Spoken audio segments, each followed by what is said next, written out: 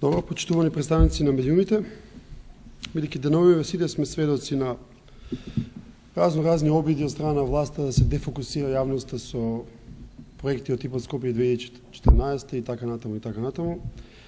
Ние денеска и СДСМ одлучивме да се вратиме на вистинската тема, што најмногу ги боли нашите граѓани, а тоа е криминалот и корупцијата на оваа власт. Денес сакаме да отвориме на тема за која во јавноста постојано се шушка последниве неколку години, а е во врска со огромните финансиски малверзации што се правени при купувањето и реновирањето на повеќе македонски амбасади. Ке видите дека се работи за разработено филмско сценарио од страна на највисоки представници на власта на ВМРО на ДПМН. Еве шемата, еве го сценариото.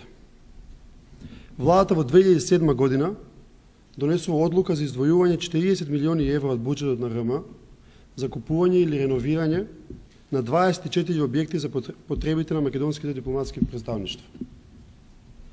Високи функционери на ДПМН намирисуваат добра заработка од целиот проект и разработуваат идентично сценарио за крадење на народните пари при купувањето на амбасадите. Прво, од Министерството за дворешни работи стигнува инструкција да се пристапи кон купување на објекти во конкретниот град. При тоа во неа изрично стои објектите да бидат во добра состојба, значи веднаш селиви, на добра локација и да бидат купени по разумна цена. Без разлика на доставените понуди од страна на комисијата или амбасадата, однапред се бира партнер или посредник кој наоѓа објект поевтино од останатите понуди. Објектите се поевтини, бидејќи главно се неугледни, нереновирани или со нерешени имотно-правни прашања. Понатаму, Министерството се одлучува да го купи токму таквиот објект, спротивно на првичната инструкција за веднаш селиви објекти.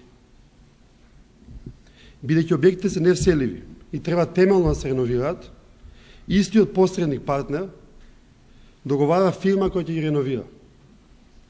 Најчесто, во повеќето случаи, таквата фирма или фирма сестра на таја, која го продава објектот, се јавува и како фирма која што го реновира истиот објект. Конечно, во целата оваа операција се договараат дебели провизии за главните актери.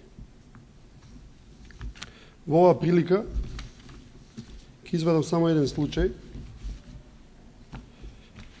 само една кратка епизода од оваа голема криминална сага, а тоа е случајот со амбасадата или купувањето на амбасадата во Љубљана. Следејќи го горе споменатото сценарио, спротивно на инструкциите од МНР, купен е невселив објект, за чие реновирање биле потрошени цели 24 месеци, со што е направена намерна штета на буџетот на Република Македонија. Дополнително, огромните трошоци кои биле потребни за реновирање и реконструкција на тој објект, повторно се плаќаат од буџетот на РМ на фирми блиски до посредникот при купувањето. Почитувани, ги повикуваме премиерот Груевски и министерот Антонио Милошевски, како најодговорни за овој мега скандал, да кажат дали е ова добро разработено сценарио за дополнително полнење пари во личниот буџет на фамилијата. Македонската јавност очекува прецизна информација за купувањето и реновирањето на амбасадите и личниот удел на актерите во оваа афера. И бидејќи најверојатно нема да се одважа со одговор, СДСМ планира да побара целосно расчистување на овој случај преку својата претедничка група на претеднички прашања идниот четврток. Тогаш ќе мора да ни одговорат.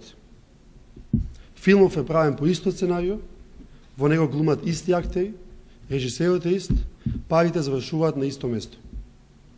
Ова е голем скандал, ова е голема работа. За ова некој треба да одговара. Овој филм мора да престане.